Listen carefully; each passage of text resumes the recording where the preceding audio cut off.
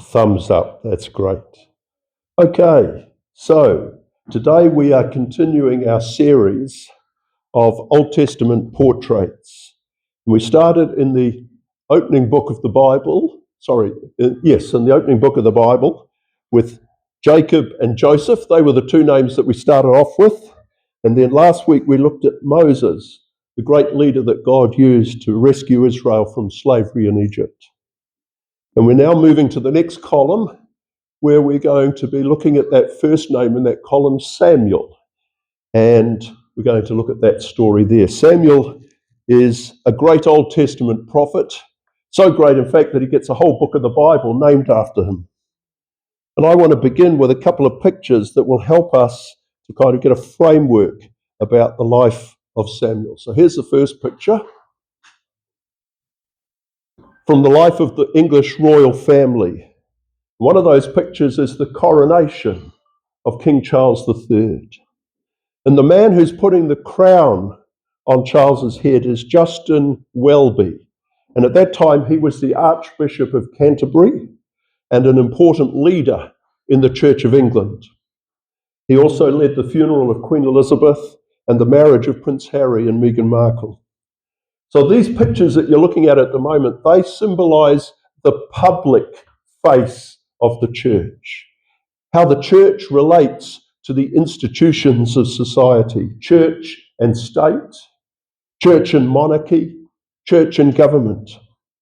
And for most of the book of Samuel, that's what we have there, a public story. The people of Israel come to Samuel for guidance about the Ark of the Covenant, and there's a big battle with the Philistines. And later they come to Samuel asking him to appoint a king over them. And Samuel has mixed feelings about that, but God tells him to proceed. And the result is the famous stories that we get about the first two kings of Israel, Saul and David. And so Samuel was a leading judge and prophet in this time, and he was the one who anointed them both, and he acted in effect as their spiritual advisor. And of course, the relationship between church and politics is not necessarily an easy one. And if you read the story of Samuel, you see a lot of that played out, that some things go well, some things go badly. And it's a worthwhile exercise to read that story and think about what does it say to us about how we relate to culture, to society, to government, to the world that we live in. The Bible has some good stories that help us to think about our lives and our situation. But now I want to put up another picture which is slightly different. Hopefully many of you will recognize it. It goes like this.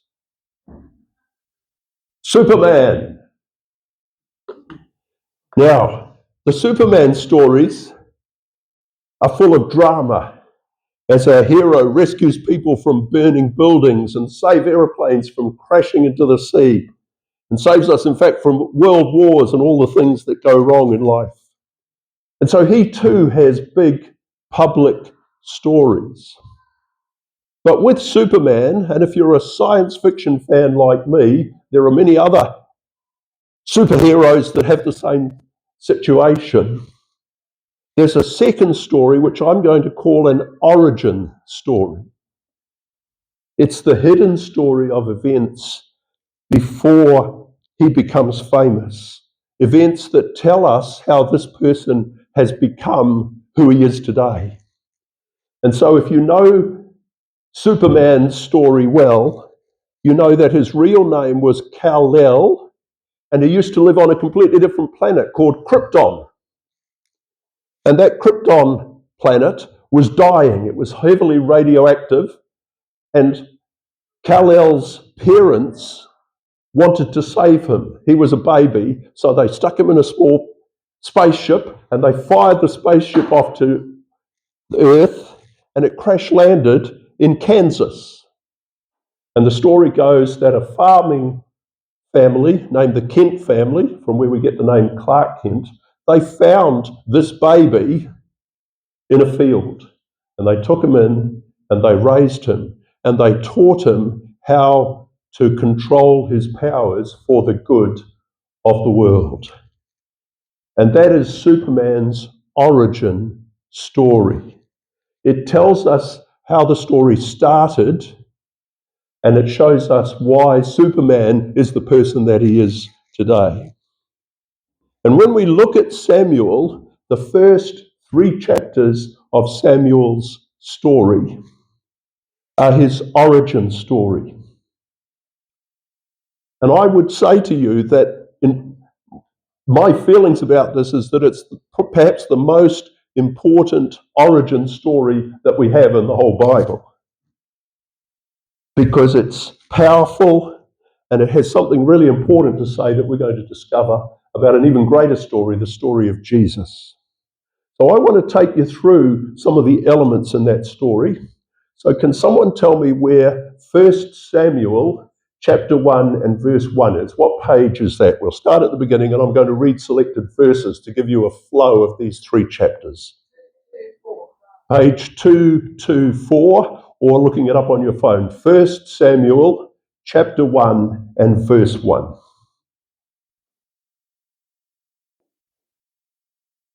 And the opening 2 verses simply say this: There was a man named Elkanah who lived in Ramah in the region of Zuph in the hill country of Ephraim.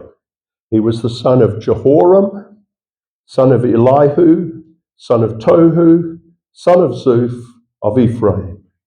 Elkanah had 2 wives, Hannah and Peninnah. Peninnah had children, but Hannah did not. And we have a story there which introduces people that we've never heard of before, and after we move on from this chapter, we'll never hear of again. And the emphasis here is on a family which is ordinary and insignificant. And it's an ordinary, insignificant place in Israel. Hannah's the central person in the whole chapter, but this is the only chapter she's mentioned. We'll never hear from her again. So there's nothing special about these names except that they are just one person, one family. And yet God is about to do something remarkable in this story, all because of the power of sacrifice. This is a story about parental sacrifice. Verse 3 says, Each year Elkanah would travel to Shiloh to worship and sacrifice to the Lord of Heaven's armies at the tabernacle. The priests of the Lord at that time were the 2 sons of Eli, Hophni and Phinehas. And if we were setting this story to music, this would be the point where we'd get a big ominous change in the tone of the music, because we're going to discover that Hophni and Phinehas are the villains in this story. But then for the next few verses, we switch back to Elkanah and Hannah, and we read these verses. I'm reading verse 9 and 10 and 11. Verse 9. Once after a sacrificial meal at Shiloh, Hannah got up and went to pray.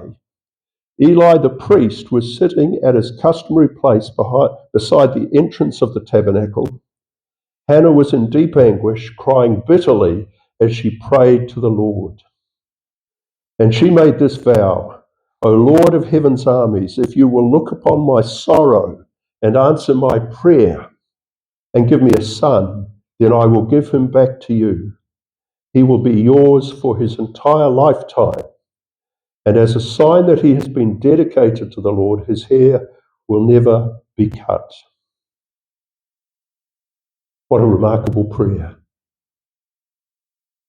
The whole story here is of a woman who wants more than anything in the whole world to have a child, a son. And we get the strength of her emotions from words that describing her inner feelings, words like deep anguish and bitterness, the depth of her prayer. This is a prayer. This is not a cozy prayer. This is a prayer of a person who is absolutely desperate for the one thing in life that she doesn't have. And yet, Hannah is willing to give up that one thing that she values above all else. If God will give her a son, she will give her son back to God. She will give to God that which God has given to her. Sacrifice. Which, if we think about it, is a central theme to the whole Bible story, isn't it? God asks Abraham the same question: will you give me your son Isaac? In the New Testament, Jesus is constantly calling people to give up worldly treasures and follow him. If any of you wants to be my follower, says Jesus, you must give up your own way, take up your cross, and follow me. If you try to hang on to your life, you will lose it. But if you give up your life for my sake, you will save it. This is all about trust. Do we really believe that God is good and can be trusted? Do we really believe that we can rely just on his power, his protection, his provision? Jesus challenges a rich ruler to give away all his wealth, and the man can't do it. But more positively, there were other disciples, Peter and Andrew, James and John, all choosing to follow with Jesus, even though it required walking away from family and finances. As I thought about Hannah's story, I was reminded of my own journey. 5 or 10 years after I became a Christian, I felt that God was calling me to a deeper level of study and exploration. And that meant for me a call to go to Bible college and learn more about God and my Christian faith. And at that stage, I was working for a leading accountancy firm in Auckland. Going to Bible college would require me to leave my accounting job, but not only that, to pay for the privilege of being at Bible college, because in those days there were no scholarships. It was an independent process, not part of the New Zealand government education system. So this was the equation for me. In 1985, I was earning $30,000 a year. By going to Bible college, that would drop to minus $5,000 a year. That's 40 years ago. I thought I would explore the figures there and allow for the inflation index. If I did the same exercise today, these are the figures that we would have. An income of $168,000, which would drop to a cost to me of $27,000 a year. That's what God was asking me to give up. He was saying, Peter, I gave you everything that you ever had in the first place. I gave you the skills, the education, the job opportunities. Are you willing to give it all back to me and trust me for the future? Fortunately, I did say yes to God, and I would say that although my life hasn't always been easy, I'm absolutely convinced that that was a good decision and that God has honoured the trust that I placed in him. And I'm not offering this story to boast, because I know of other people who have given up even more. But the whole point of the story is to remind us that Hannah's story is as fresh today as it ever was. For all of us, we have challenges that we have to face. Are we going to trust God? Are we willing to give up stuff that we have, which God has given us anyway?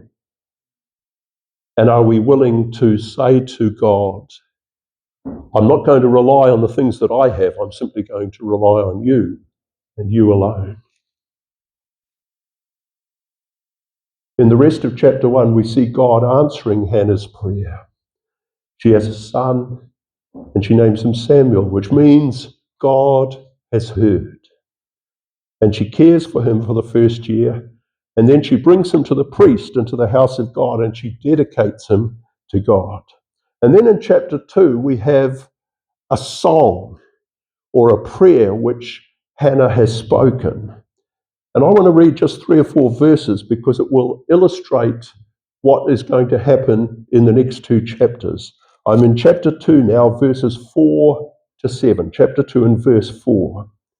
Hannah is speaking and she says, "The bow of the mighty is now broken, and those who stumbled are now strong.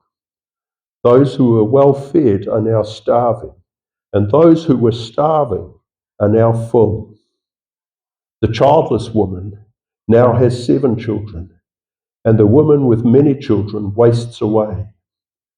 The Lord gives both death and life. He brings some down to the grave, but raises others up. The Lord makes some poor and others rich. He brings some down and lifts others up."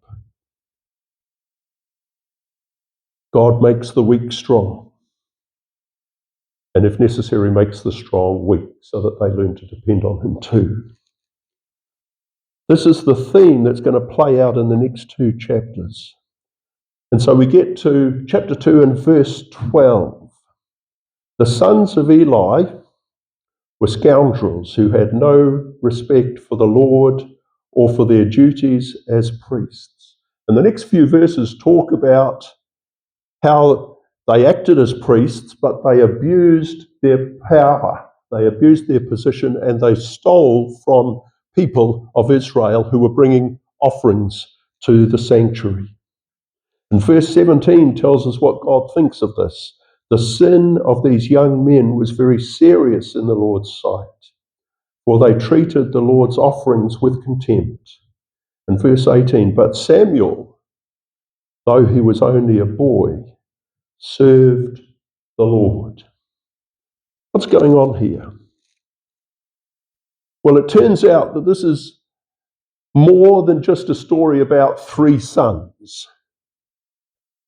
It's also a theme about spiritual life throughout Israel at this time.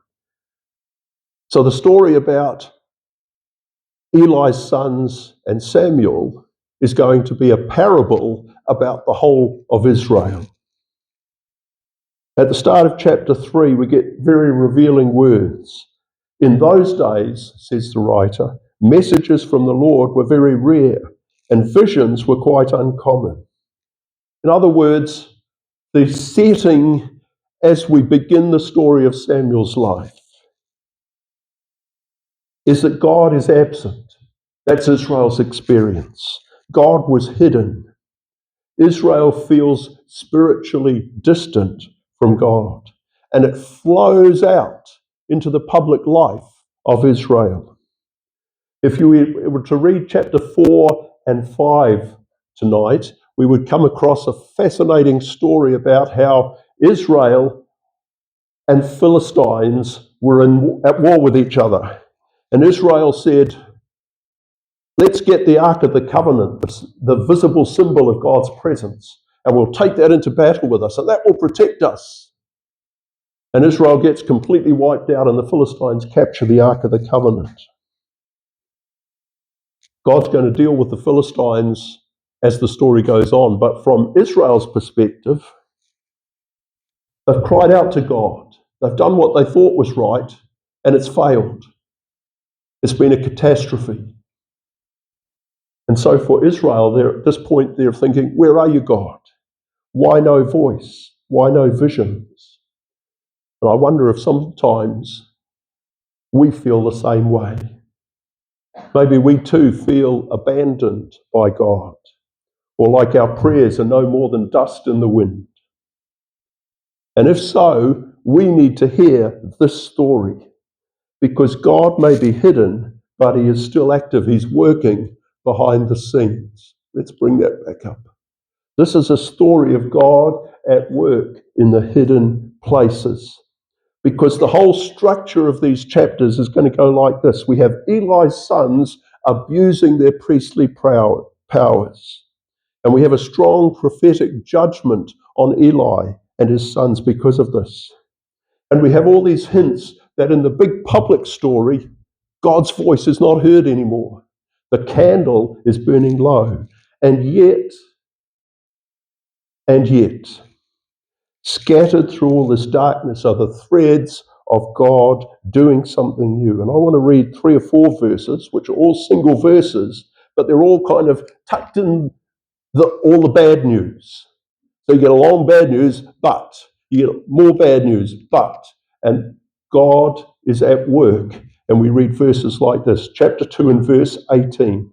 Samuel, though he was only a boy, served the Lord. He wore a linen garment like that of a priest. Chapter 2 and verse 21. Meanwhile, Samuel grew up in the presence of the Lord. Chapter 2 and verse 26. Meanwhile, the boy Samuel grew taller and grew in favor with the Lord and with the people. Chapter 3 and verse 1. Meanwhile, the boy Samuel served the Lord by assisting Eli. Chapter 3 and verse 19. As Samuel grew up, the Lord was with him, and everything Samuel said proved to be reliable. And all Israel from Dan in the north to Beersheba in the south knew that Samuel was confirmed as a prophet of the Lord. And at this point, Samuel is finally a fully formed adult, a priest and a prophet called by God. And all of Israel knows it. So at this moment, we have finally arrived at the public story. The origin story has become a public story. But it would be very wrong to think that the story only begins at the end of chapter 3. God was working in the lives of Elkanah and Hannah even before Samuel was born. Sadly, God was working in the life of Eli and his sons. That was a work of judgment. But God is also working in the life of Samuel, preparing him, training him, growing him, making him strong. We may not always see God at work in our lives, but that doesn't mean he's absent. We can always trust that he is at work for our good, always working in us, always making us more like Jesus. And this is truth when we feel it, and it's also truth when we don't feel it. God is preparing Samuel for public ministry in this story. And that takes time. Sometimes we want everything to be done yesterday, don't we? But one of the elements of this story is that it's a story of waiting. It's a story of preparation. God gives life to Samuel. God gives Hannah the strength to offer Samuel back to the Lord. God is the one who keeps Samuel safe in a place where, let's face it, the odds were not in his favor of turning out good. God is the one who calls to Samuel and trains him in his prophetic ministry. Life is a process for all of us, and we need to be gracious to ourselves and allow ourselves the time for God to continue working in our lives. Before I finish, I want to read 3 verses up on the screen. Verse 1 says, "Meanwhile, the boy grew taller and grew in favor with the Lord and with the people." Number 2, the child grew up healthy and strong. He was filled with wisdom, and God's favor was on him. And the third sentence, he grew in wisdom and in stature and in favor with God and all the people. 3 sentences that all sound very similar to each other, don't they?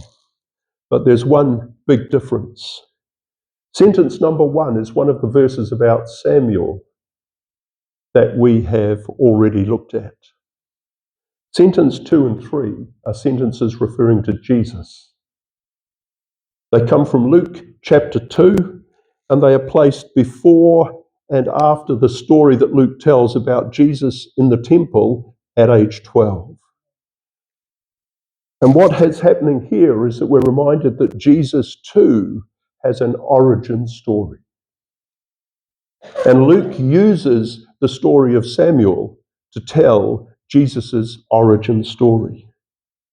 Both Mary and Hannah give birth to sons who will be part of God's saving plan. Both Hannah and Mary sing prayers to a God who humbles the proud but exalts the weak. Both Mary and Hannah will know the pain but also the power of sacrificing a son to God's greater purposes. And both Samuel and Jesus in these origin stories are found centered in the house of God. Both of them are growing. Both of them are being prepared for all that God has in store for them. And we're reminded out of all this that God so loved the world that he gave his only begotten Son. The story of Hannah and Samuel, you see, is a fantastic origin story.